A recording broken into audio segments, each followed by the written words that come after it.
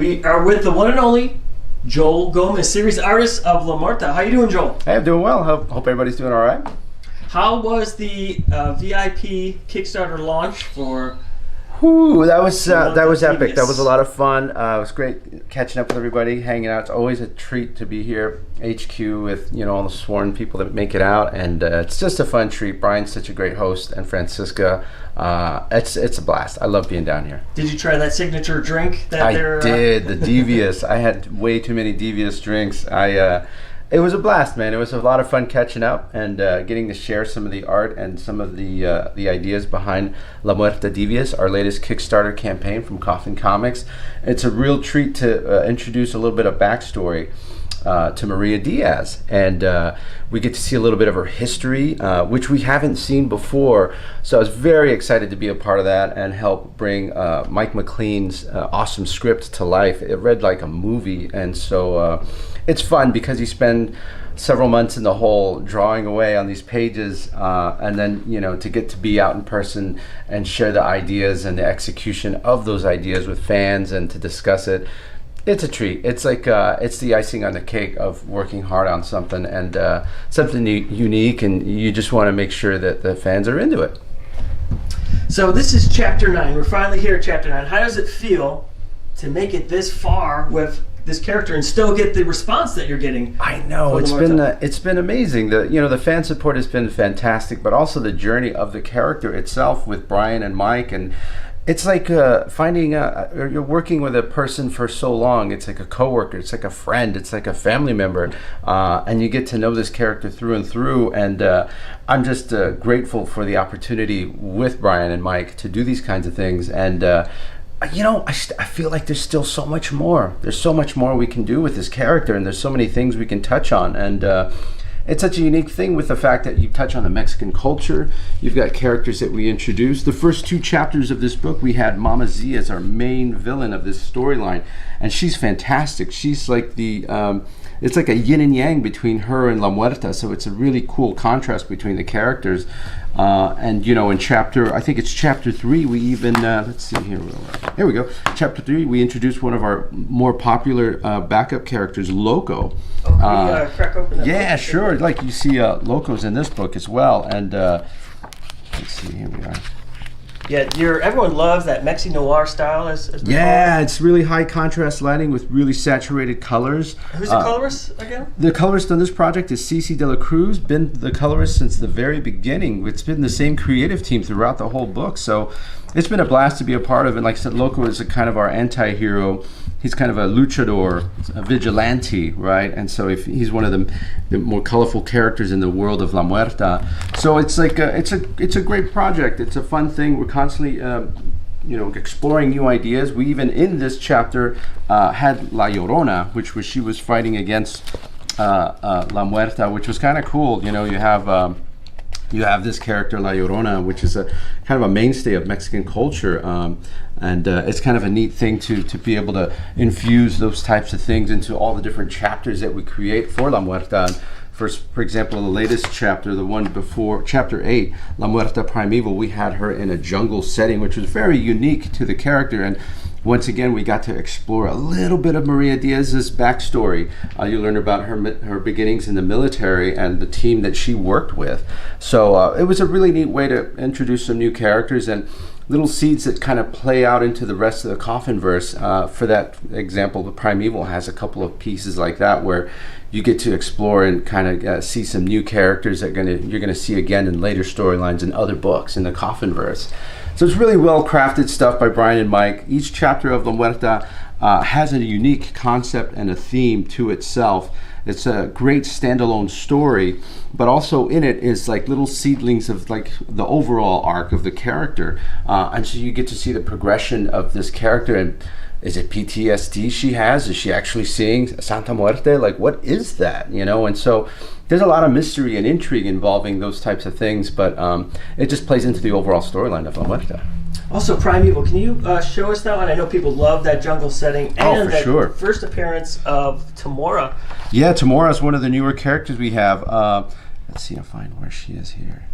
I know the fans were just raving over the lush jungles that you're drawing. Yeah, it's here's Tamora here for the first appearance that we had, and Tamora it seems to be, she's going to be quite an interesting character in the overall scheme of the Coffin verse. She's one of many elements that play into a bigger scheme that Brian and Mike have kind of put together. So again, it's just really interesting how they've made so many, it's like an onion, there's so many layers to these stories that they stand alone, but also they have like pieces that tie into other stories that are within the Coffin verse. So they're not like a must to read as far as learning the full capacity of the story, but you get to be rewarded by learning little things that play into other parts of the story in other places in the Coffin verse. So that's something that's a fantastic like treat for the readers. And of course, I mean, you figure we kind of have a dark, edgy vibe with, like you said, the Mexican noir feel to our character and La Muerta, the story. So if it's your kind of thing, you're into that kind of thing, the creepy, weird, vibey stuff, this is your book, man. This is the way to go. You can't beat it. It's a fun ride.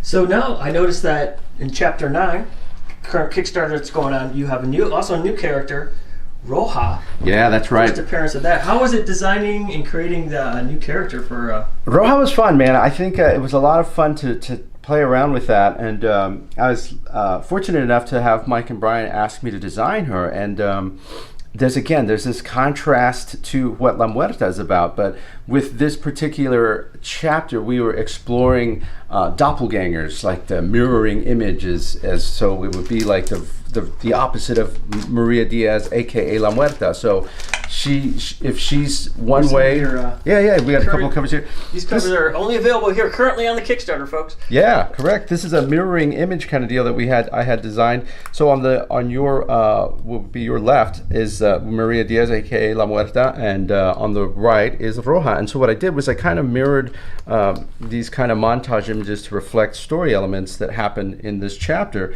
So we have a large shot of La Muerta, large shot of Roja, and then opposing images of each character as a headshot kind of looming in the background. And then there's also a story element involved with both characters, and you get a little bit of history. Well, I don't want to delve too much into that, but you get the idea that there's some history between these two characters, and they've got a little bit of background. And again, the opportunity to explore what Maria Diaz is going through, as well as where she's come from, has been a unique treat to really give you a sense of the new storyline we've developed and the direction we're taking La Muerta. So, and these covers are fantastic. They're available on the Kickstarter. They're a set, and you can pick them up on the La Muerta Devious Kickstarter, which is live now from Coffin Comics. So speaking of the new book, right. Could you show us some of the how you create the panels for? Sure. Like I have like a quick layout here I can share with you.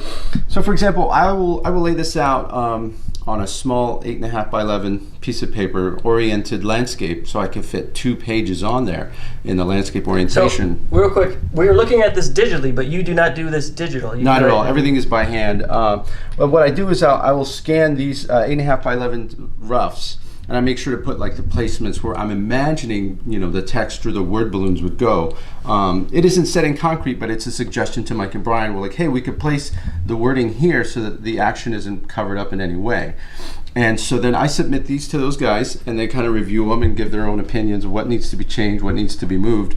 And once I get the thumbs up or corrections, I then blow this up and transfer it onto a large 11 by 17 artboard. And can I ask you do you remember any of the corrections they gave you on this one? There were no corrections on this one. Oh, hell yeah. I rarely get corrections from them unless I forgot something or I misread something Mike McLean had put on a script. I'll explain a little bit of that more later. And how you guys been working together for? 8 years. 8 years? 8 years, man. Wow. Okay, so you pretty much...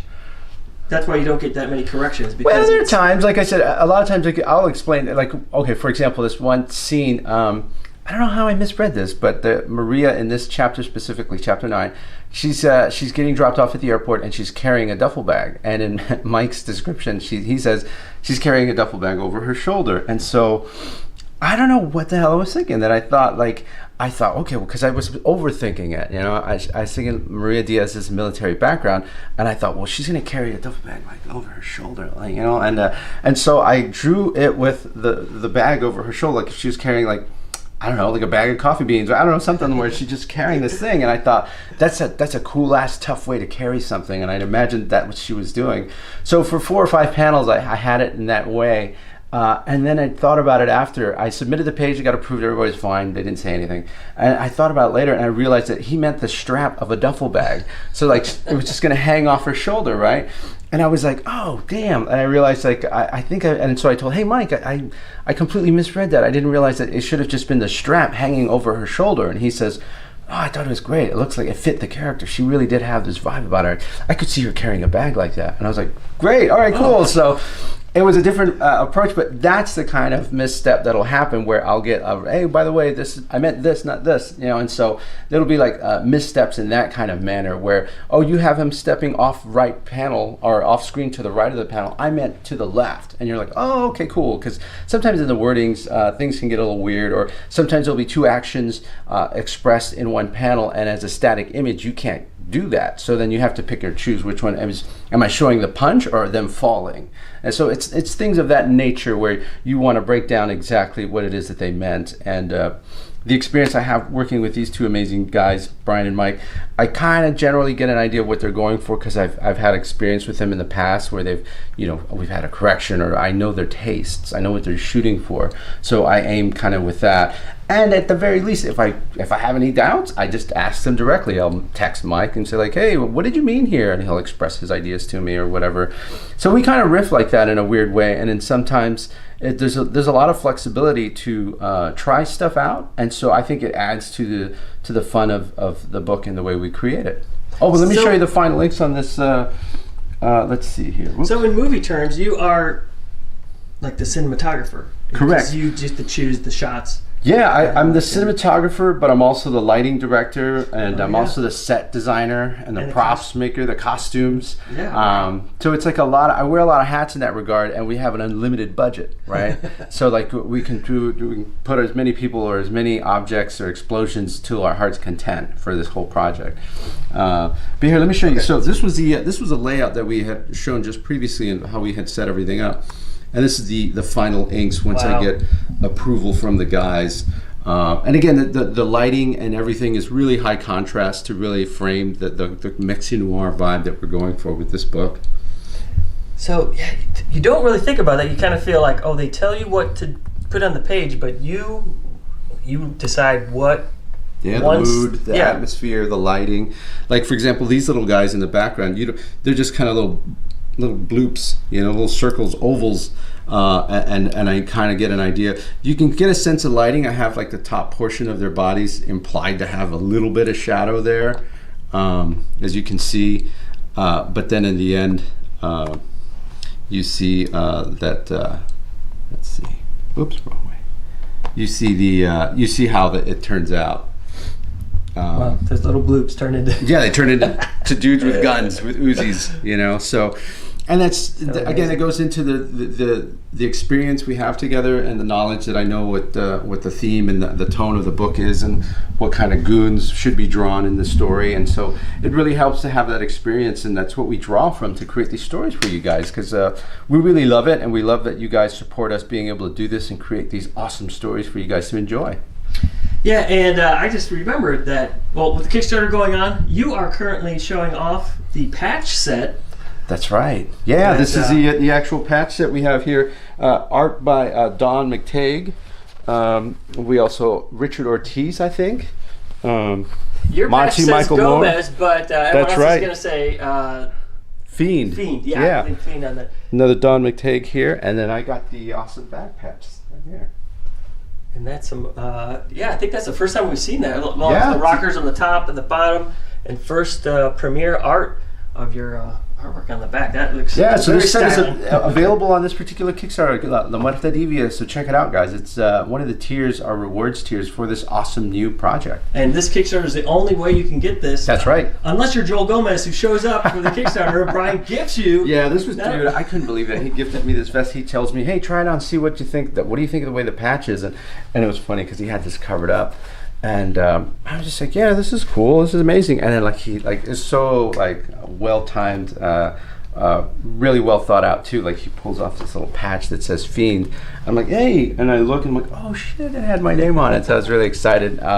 It's a real honor. It's a treat. The guy's a genius, and I'm always inspired by Brian all the time, because like I said this yesterday during our live cast, but it's like I'm always learning something from that guy. He isn't teaching me anything directly, but like just the way he goes about his business, the way he carries himself. He's so deliberate and meticulous and well thought out, and he's constantly giving you like his full energy and attention when he's with you, you know. And so the guy's awesome, man. I learn so much all the time. So what are we looking at here? This is some original art here? Yeah, this is just I thought I'd bring these out to share a little bit of the process. This was actually a Halloween cover that I had, a variant cover that I did of La Muerta. And with I'm a big fan of being or trying different things out with the character, looks and kind of approaches to how they would, you know, wear their outfits. And I kind of gave her this interesting kind of like crocheted looking skull, I don't know, like a shawl, right? Mm-hmm. And I thought just a cool looking design. And again, using the principles that I shared with you on how I go from layouts to finishes, this gives you an idea. Like this is the layout and the size that I work in. So this is like half of an 8.5 by 11. If you oriented that 8.5 by 11 piece of paper in landscape, you could fit 2 of these frames in there. So I draw it at this size, and then I send it in for approval. Once I get the green light or the thumbs up about it or revisions, I then blow this piece of paper up and turn it into something I transfer onto this 11 by 17 artboard. And so it's a process. It's the same as always. I've never really worked digitally. I mean, every once in a while I'll have some corrections cleaned up or something by Beth, my wife, and she'll help me just touch a couple of things up.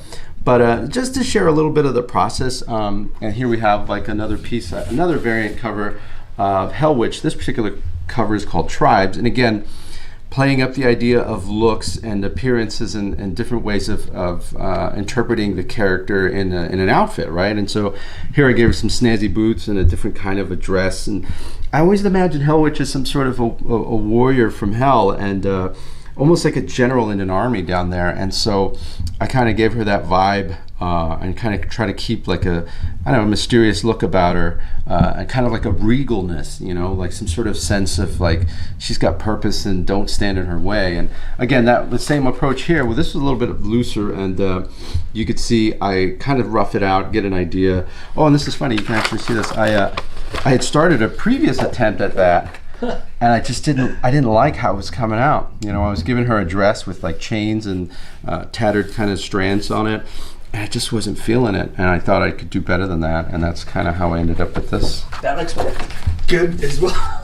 So it's just like it's just crazy like that you use your I'm constantly reimagining stuff and trying my best to like, how can I make this better? How can this be better? You know, and that's just part of the artistic process of what we do here at Coffin Comics. Is we want to give you our best. We want it to be something unique and an experience you can't get anywhere else. You know, and that's kind of the connection that I have with these guys and how we push.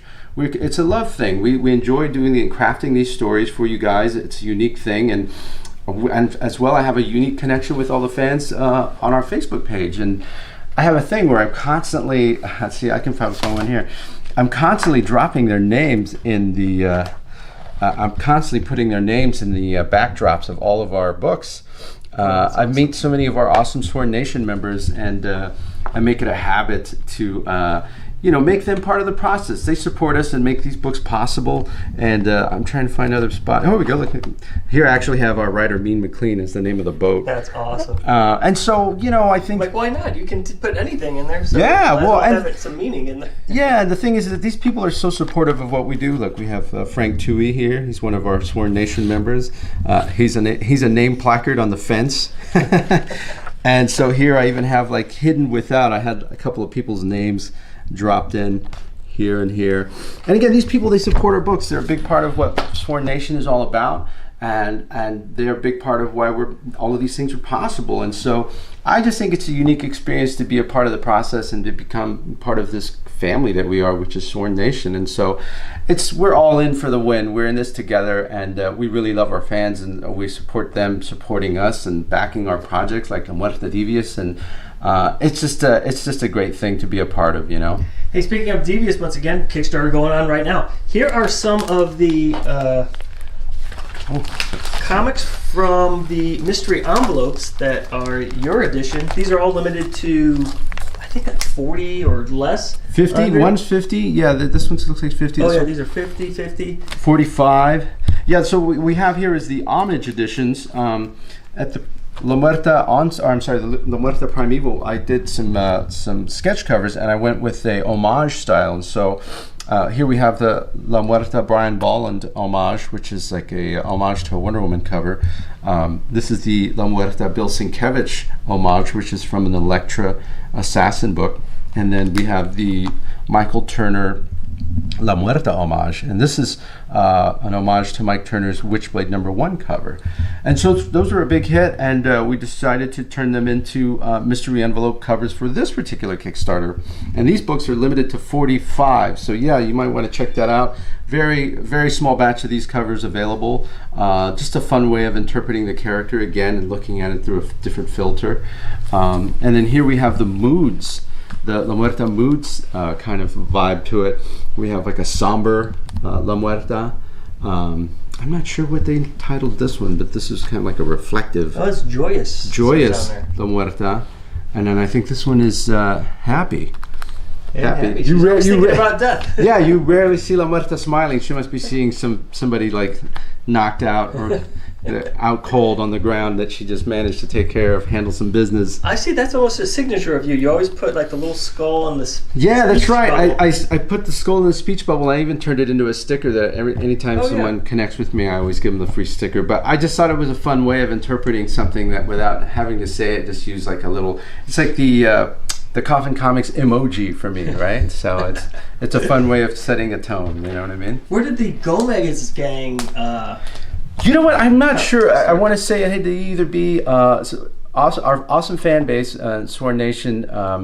I think it was one of the fans there must have been Nicole Rogers or Jay Taylor or I can't even tell you who it was. Nathan Simmons, Jason Hart.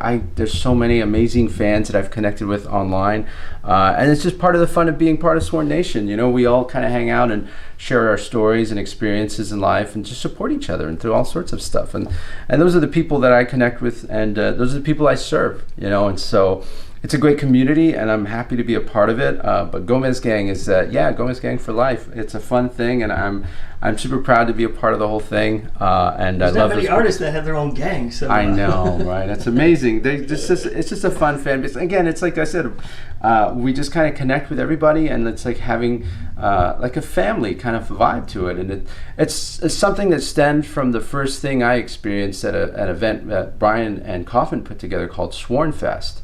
And Sworn Fest is an amazing celebration of everything Coffin Comics.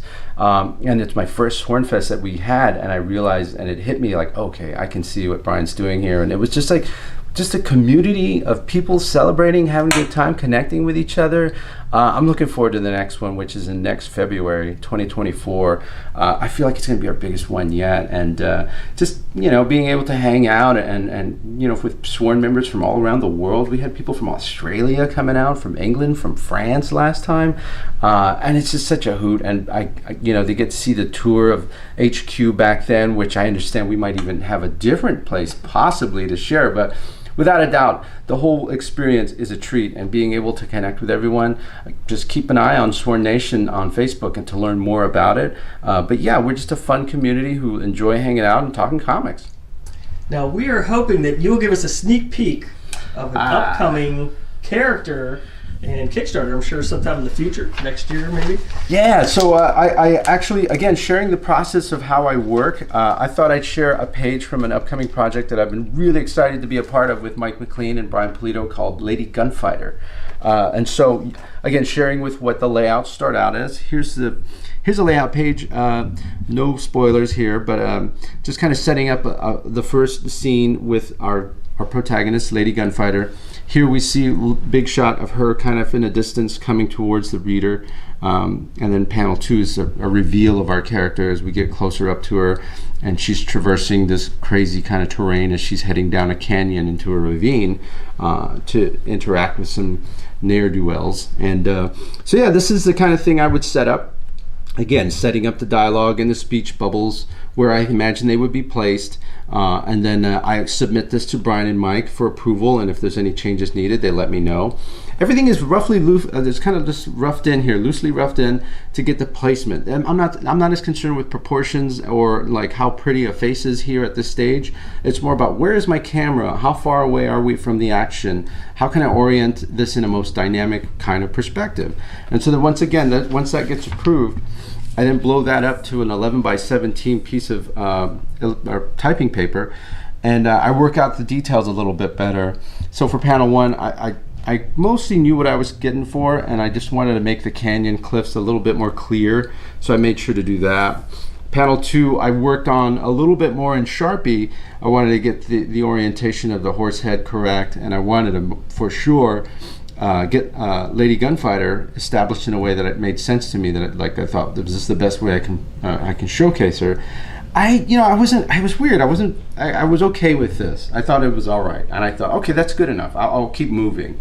And then panel 4, I really loved the angle I had her head on and the way her hat covers her eyes.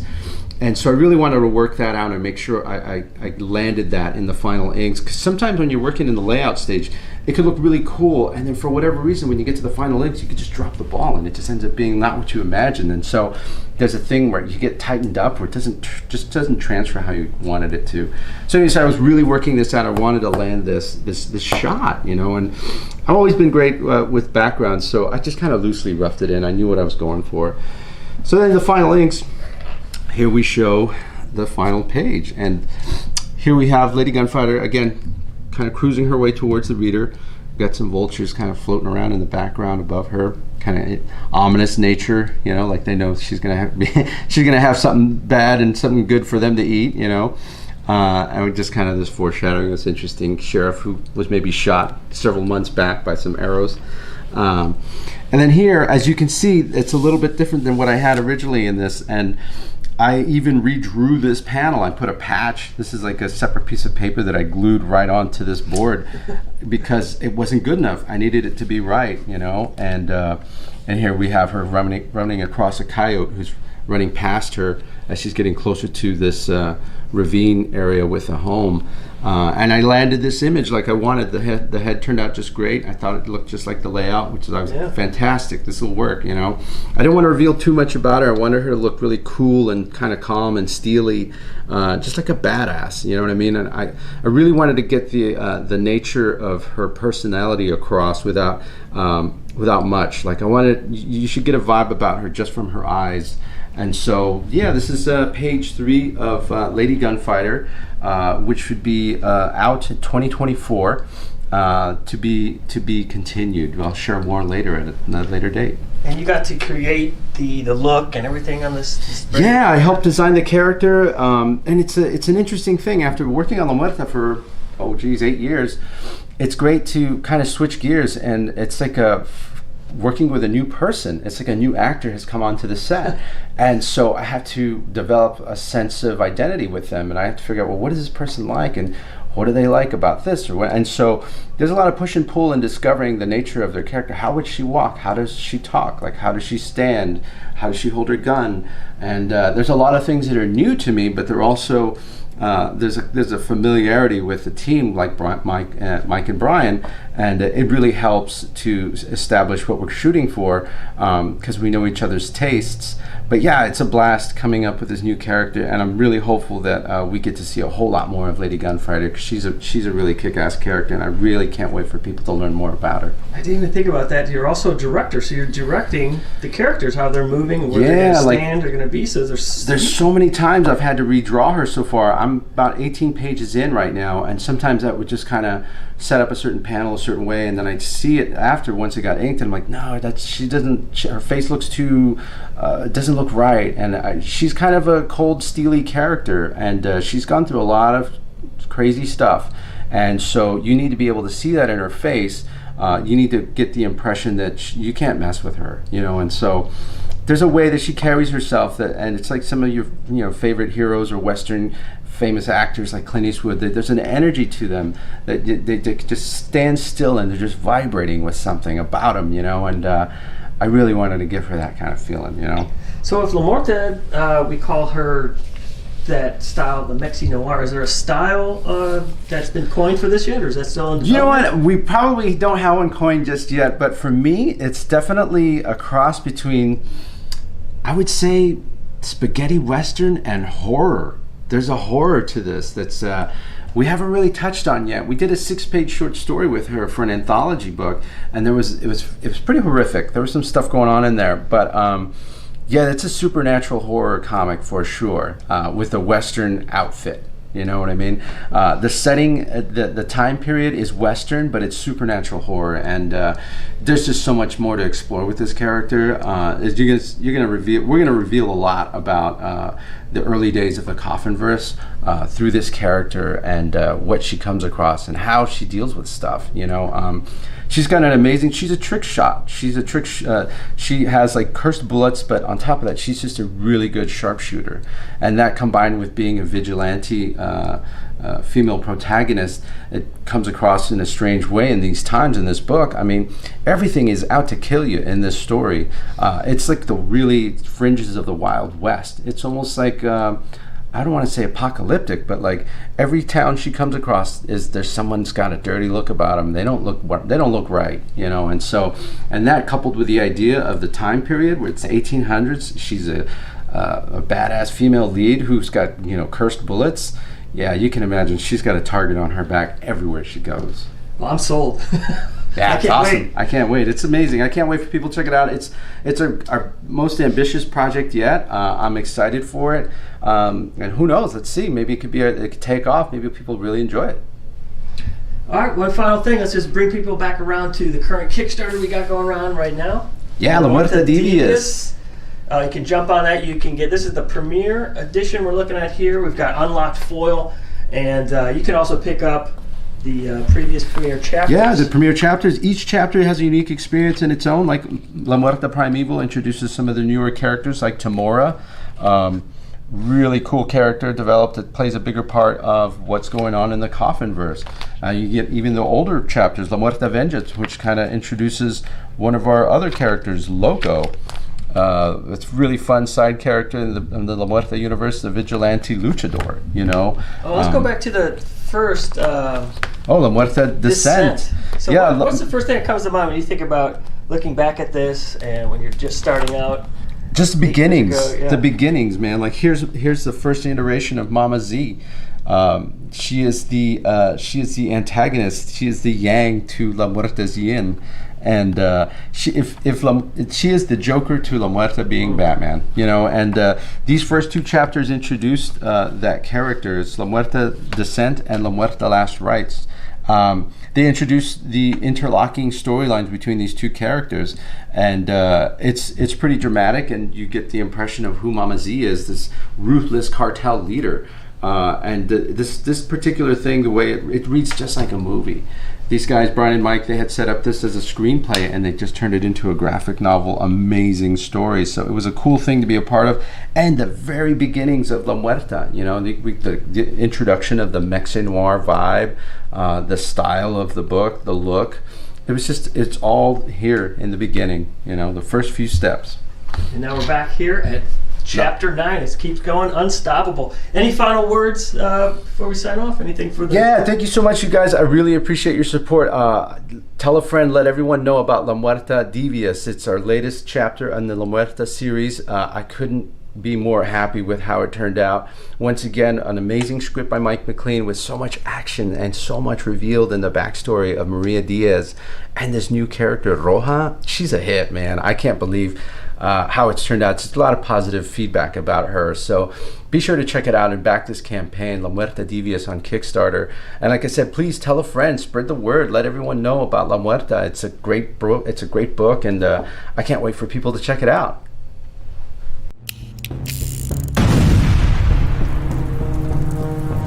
Hello everybody, this is Brian Pulido, creator of La Muerta, and we are back to unleash the most evil chapter of La Muerta's vigilante life. An all-new 48-page original graphic novel entitled La Muerta Devious. The story begins, Evilverse Unleashed, a company-wide theme overtaking the Coffinverse in 2023. A killer stalks the midnight streets of Mexico City, ruthlessly eliminating its criminal elite.